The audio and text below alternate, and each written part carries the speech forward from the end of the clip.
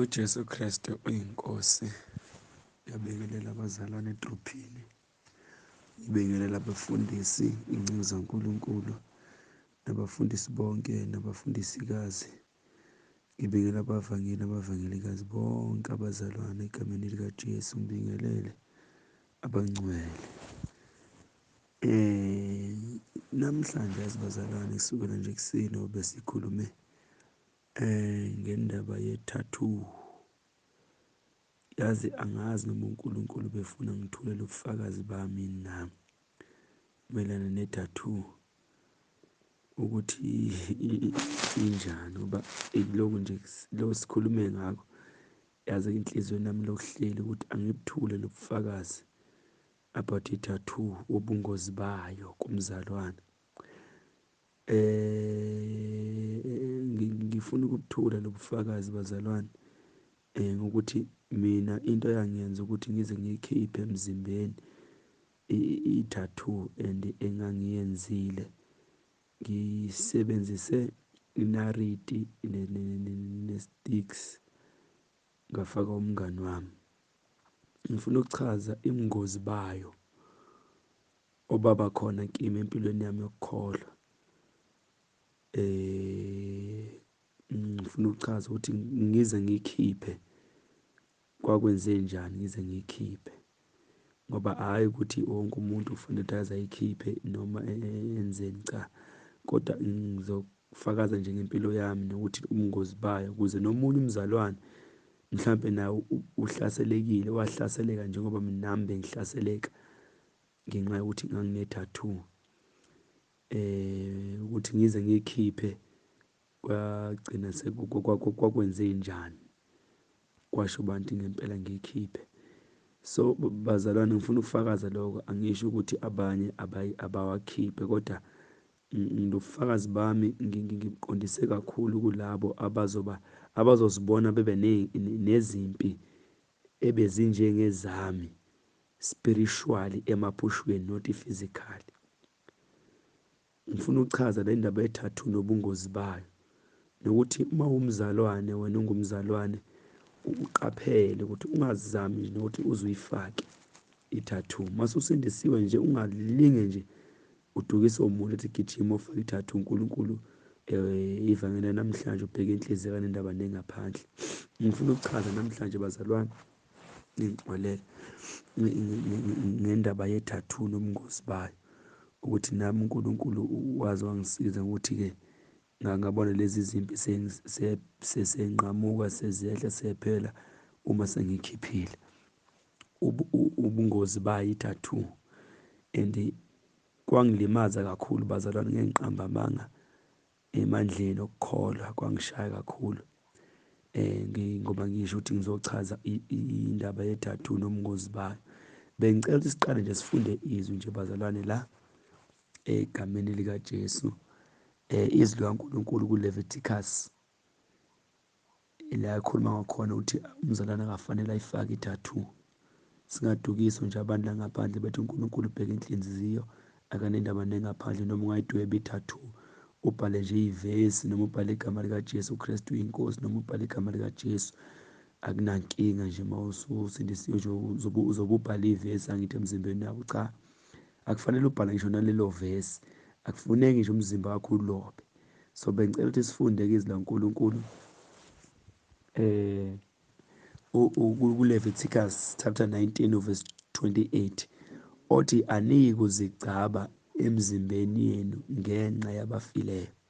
Kube khona ikhoma, lokho kuhamba eceleni ukuthi asiyigcabi ngenxani yabantu abafile, one side, ukuthi ufuna i-protection kubo, cha, angizile lapho. Bese liza la emva kwekhona lize lokulo kwesibili lithi ningazilobi amabala, nginguJehova. Futhi awuzilobi ibala kuwe emzimbeni wakho. Lowo umthetho kaNkulunkulu awusho kubantwana abakholwa nguye, etshela u-Israyeli. Nathi namhlanje bese sikholwa uNkulunkulu, singu-Israyeli kamoya. So leli zwi nathi liyasebenza kithi. So ngoba lethi nje singalobi amabala, ichaza lokho uNkulunkulu unguJehova, singazilobi amabala, unguJehova, kufanele silobe amabala emzimbeni yethu. Ngakho ukuthi ngizochaza ngalo leli verse bazalwane, ukuthi uNkulunkulu ngendaba ye-tattoo ngalimala kanjani impilo yami yokukholwa ukuze yehle ngenxa ye-tattoo. Kwakwenzakalani spiritual emaphushweni, izimpi engangiba nazo, nokuthi ngaze ngagcina ngikhululeke kanjani, ngaze ngagcina kwenzakaleni ukuze ngikhululeke kumandla e-tattoo.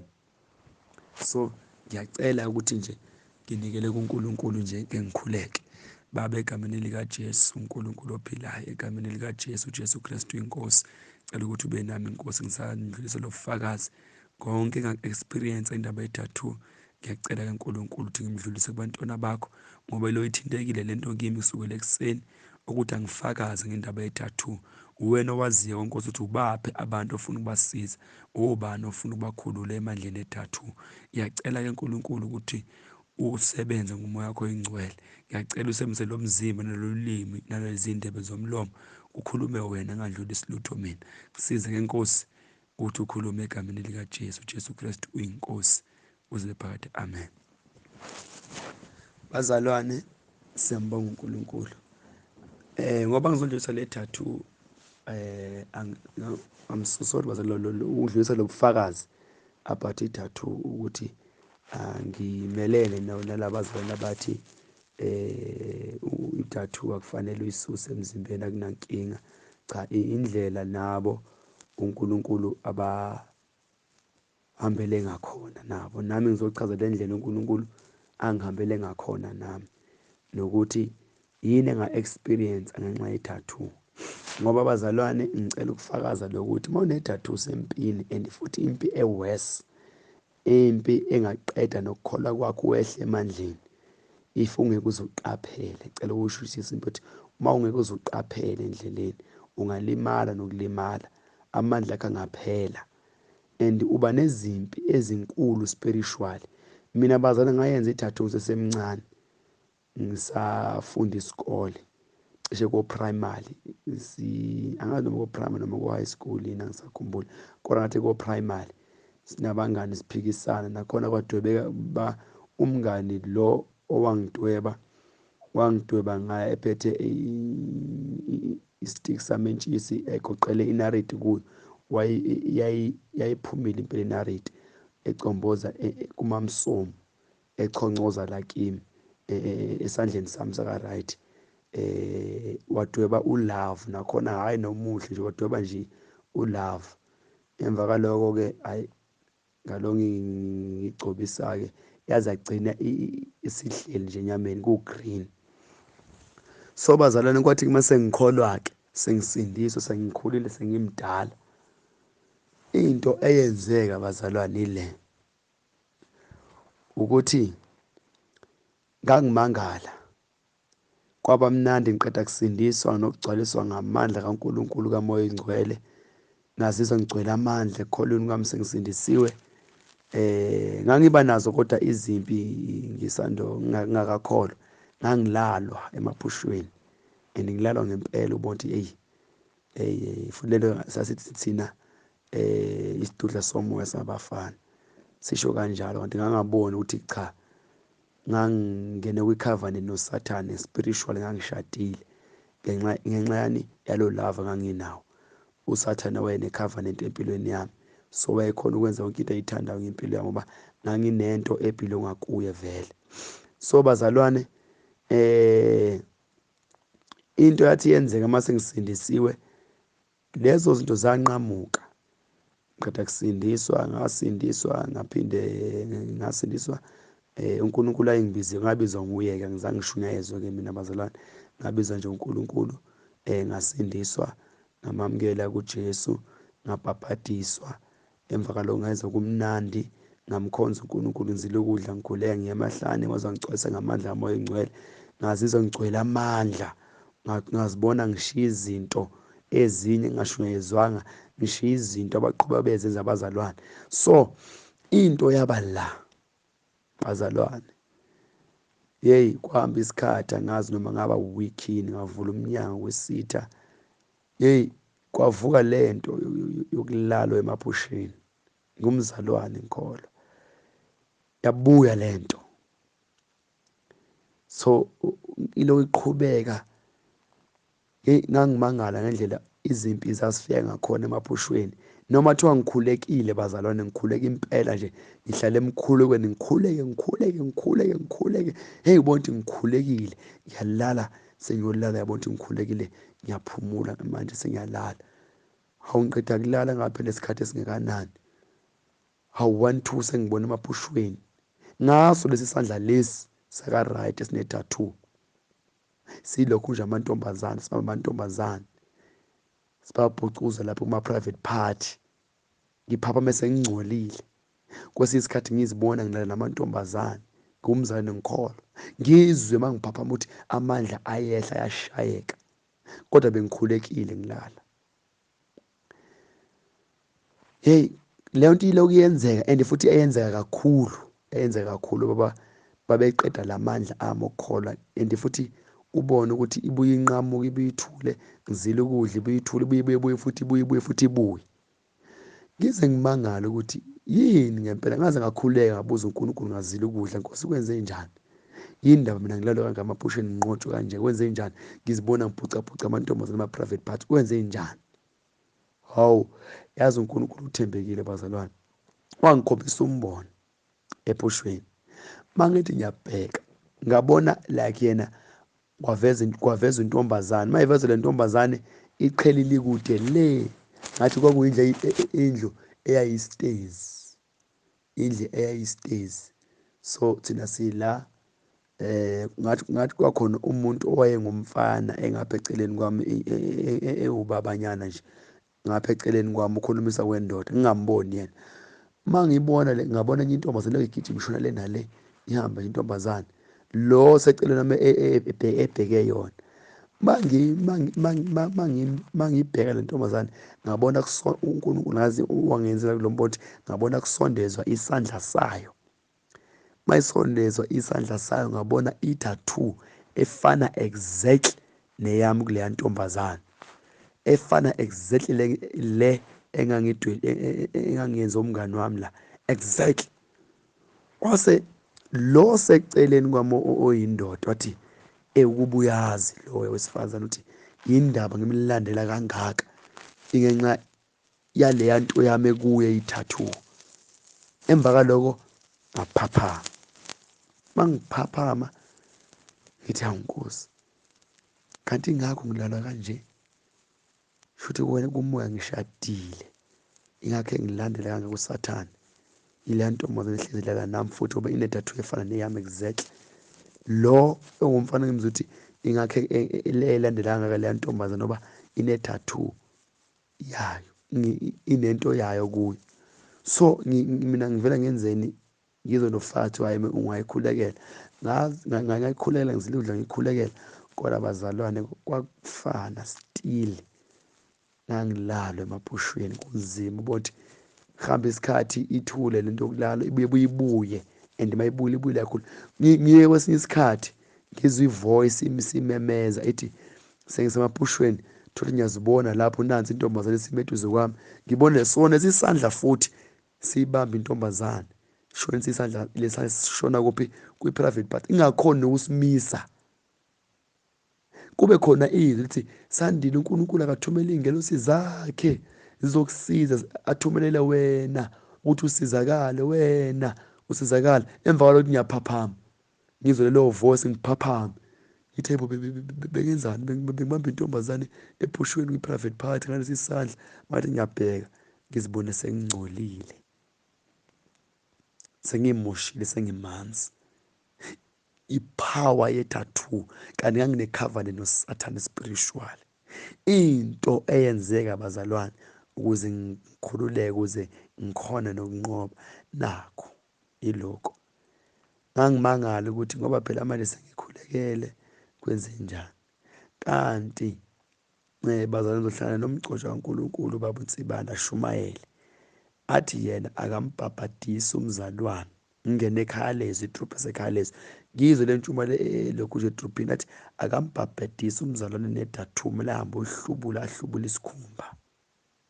Hawu, ngithule ngimangala ukuthi ahlubule isikhumba, achaze ukuthi mawuthi awuhlubuli khona izinto ongabheka ku-inthanethi ezibhale ukuthi i-remove kanjani i-tattoo emzimbeni. Mina ngithi ayibo, uma ngizwa lobo bufakazi esho kanjalo bese ngibuyisela loya mbono loya ukuthi ngakho nje ukuthi loya wathi kanjena lo mfana ukuthi uyangilandela ngenxa yalento le la kimi. Bese ngiyacabanga ngikhumbula ukuthi ingakho umuntu elwa emaphushweni enqotshwa, elalwa, enziwa yonke into usathana ayithandayo, ethi mayefikile angakhoni ukuthi abuyele emuva engazange angilimaze. Ngivutha, bengangivutha and futhi ngihamba ngiyoshumayela futhi, ngiphathe ispeaker ngiphuma ngiyoshumayela, ngifakaza enkonzweni ukuthi ngihlukene nesono, ngihlukene nobufebe, kodwa emaphushweni ngiyisifebe, ngilalwa ngenxa yani ye-tattoo. Mathi mangizwa lobufakazi bazalwane ebusho umkhonto kaNkulunkulu, ngathatha isinqumo sokuthi nami cha, kwafika kimi ukuthi nami angikhiphe ngoba yiyo vele lento yesithu sathane. So mayesho njalo umkhonto kaNkulunkulu, ngakhuleka mase ngikuzwile lo ukuthi kumele sikhiphe i-tattoo emzimbeni ethi umzalwane akabhabhadiswa ene-tattoo, ngoba mina ngangibhabhadisiwe vele and ngabhabhadiswa futhi izono ngazange ngize ngiyivume. Futhi uNkulunkulu wangenzela umusa leso sikhathi ngoba ngangisindiswe ebandleni elingakushumeli konke lokho. So kwathi-ke esekushilo komgcotsha kaNkulunkulu, ngakhuleka ngathatha uJeremiya 33 uvesi 3 elithi-ke ngibize lithi cela ukulifunda nje straight, lithi lelizwi la uJeremiya 33 kuvesi 3 lithi kanjena bazalwane, lithi izwi laNkulunkulu. Ngakhuleka lo mkhuleko lo othi kanjena uvesi 3, ngibize ngiyakuphendula, ngikutshele izinto ezinkulu ezifihlekeleyo ongazaziyo. Mathi mase ngikuzwile lo ukuthi wathi umkhonto kaNkulunkulu ambhabhadisa umuntu ene-tattoo akayohlubula isikhumba, avume isono sakhe azomkhulekela ashisa ikhodi umkhathi. So ngalala, mangiyolala ngakhuleka lelizwi, mangilele bazalwane ngalala, hayi ngakhuleka navuna sebusuku ngakhuleka, kwathi sekuzosa ngalethelwa-ke, sengizovuka ngizokhuleka ngalethelwa umbono, ngalethelwa angazi uNkulunkulu wamvumela isithu sathane ukuthi sikhulume. Ngathi sengizovuka kwafika sometime ngafe ngavuka ngizokhuleka, ngithi ngiyavuka ngavela ngehlela isithongwana, ubuthongo obuzima ngale ndlela le, ngavele ngalala. Kwathi zibibi, mathi zibibi kwafika ivoice ekhulumayo yathi kanjena, athi le voice, angisoze ngasuka kuwe. Lasho ivoice ethi angisoze ngasuka kuwe uma usenento ebhilonga kimi. Yathi le voice, noma ungazile ukudla 3 days dry fast, angisoze ngisuke kuwe ngoba unento ebhilonga kimi. Same time wavela kuphela osithongwana, waphaphama. Mangiphaphama, hayibo, ngimangala, ivoice ithini leyo nto kimi. Same time ngikhuleka ithi, Nkosi, yini ngempela lento kimi lo okhuluma nami ukuthi ngiyabona ukuthi kusathane evumele uNkulunkulu ukuthi eze kimi. Ngithi mina yini lento le ayisho ukuthi akasoze asuka kimi ngenxa yayo. Same time i-tattoo la ikhona yavele yaluma ngayinye indlela kakhulu, yabona ukuthi iyaluma ngayinwaya, ngathi ngisayinwaya ngase ngilizwe izwi laNkulunkulu lithi kanjena, ngeze zilikhuluma lathi kanjena, yileyo nto-ke i-tattoo eyenza ukuthi usathane angasuki kuwe, ehleze kunqoba nasephusheni, elala nawe, enza yonke into ekungcolisa. And futhi bazalwane mayesefikile amandla ayehla. Koma nalokuthi wayengicela usathane kuNkulunkulu ukuthi cha, ngifuna ulanda into yami kuye. Mayefika yena wengafika ukuthi uzolanda into yakhe obuyazi ililayo emzimbeni, futhi uNkulunkulu wengasakhona ukuthi ukuthi wayivula i-protection yakhe, noma ngikhuleke kangakanani futhi wayivula i-protection yakhe eze usathane.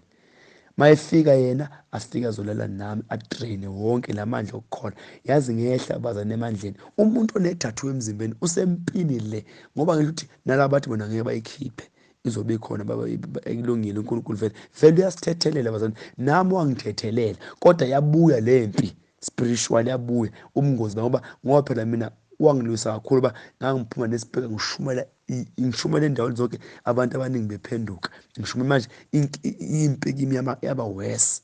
So into engisho yile ukuthi wayengicela njengoba nganginento eyayikuye nganginento yakhe eyayikimi noma sengikhulekile kwafana ukuthi ngiyadlalela yaqhubeka ilento lokhu iqhubeka iphumelele iqhubeka kwaze wagcina lapho ngisusile ngoba ngishilo mfakazi ukuthi ngathatha ngathi mase ngizwile ukuthi umqondo ubaba uMtsibane uthi ayazi ambhabhadisa umuntu one-tattoo ngoba ngabhuka futhi lapho ukuthi ngivume izono kuye bese ngizobhabhadiswa futhi kabusha ngiqale ngibhabhadiswe kabusha ngiqale phansi ngavuma izono i-tattoo ngathatha i-screwdriver esivuthayo nesipikiri ngakubeka ku-primer stove ngabasa ngashisa savutha isipikiri manje masivutha i-screwdriver lesi ngayishisa la ikhona i-tattoo ngahlubula isikhumba yavela kahle yagqama ngaphinde futhi ngabasa ngashisa futhi khona lapho ngathatha i-razor ngahlubula ile tattoo ngihlubula mangiyihlubula ibuye ivele ngaphansi ngoba babesebenzisa inareti wayijulisa umngani wami ngaphinde futhi ngenze njalo ngenza for 3 days ngikwenza lokho ngihlubula kwaze usuku lethathu-ke ngayibona isisuke yonke.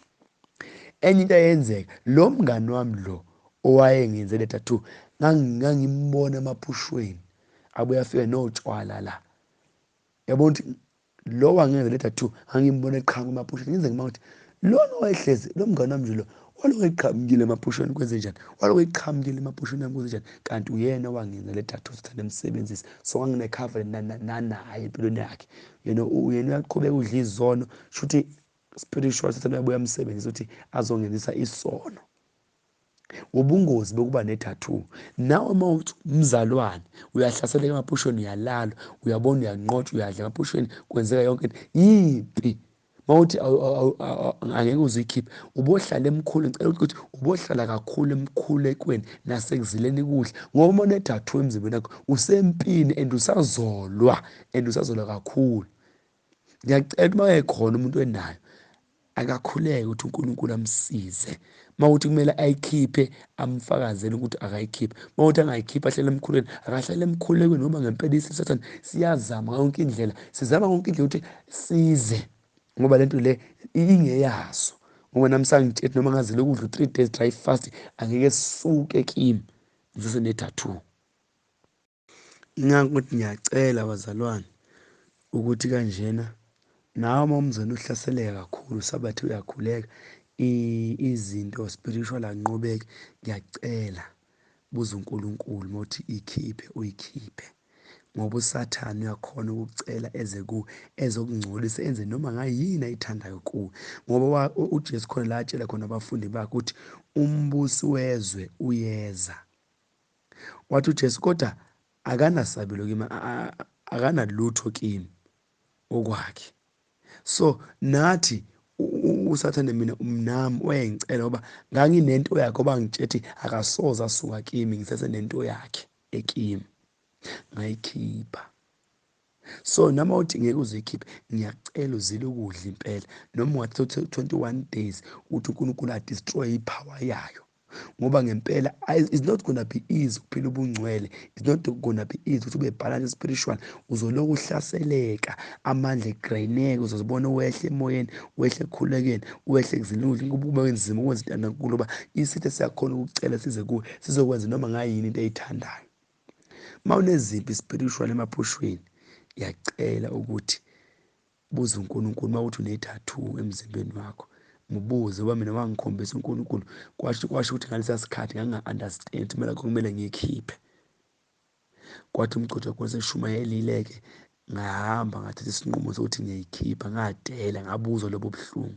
So ngiyacela noma uthi umzalwane ungacabangi nokuyifaka ngoba izimpo ozoba nazo usazolwa and usazolwa ngoba nami uNkulunkulu ngeprotection yakhe amandla amakhulu wangixolela impela ukuthi kanjena ngangidwebele i-tattoo kodwa izimpi spiritual zazikhona ngoba usathane wayekhona ukungicela ngoba nganginento ebhilonga kuye and ngingakhoni ukuzibamba emaphushweni izono ngangivele ngizibone zenzeka nje straight. Ngisabathi ngiyasibamba isandla sami ukuthi ngingawathinta amantombazane ngiwabone ngiwathinta. Ngisabathi emaphushweni ngizibamba ukuthi ngingalali intombazane ngizibona ngilala nayo ngingathandi. Kwakukubi, amandla ehla bazalwane, impilo yami yokukholwa yashayeka. Waze uNkulunkulu wangisiza, ngayikhipha, ngaqala pha ngavuma izono zami zonke, ngavuma izono ngabe sengihamba ngawubhabhadiswa. Yileyo nto enqobayo, yileyo nto esinqubisayo. Ngiyacela nawe uma kuthi unayo itathu emzimbeni, please khuleka ngempela, uhlale emkhulekweni. Uma uzibona ukuthi uba weak, uyashayeka, nasemaphushweni iziphi zibaningi, uyanqotshwa emaphushweni, please buza uNkulunkulu ukuthi wenze njani. Ikhiphe itathu, ikhiphe.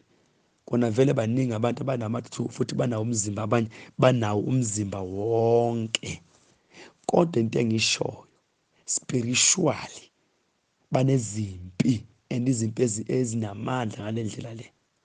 Banezimpi spiritually, khona izimpi abanazo.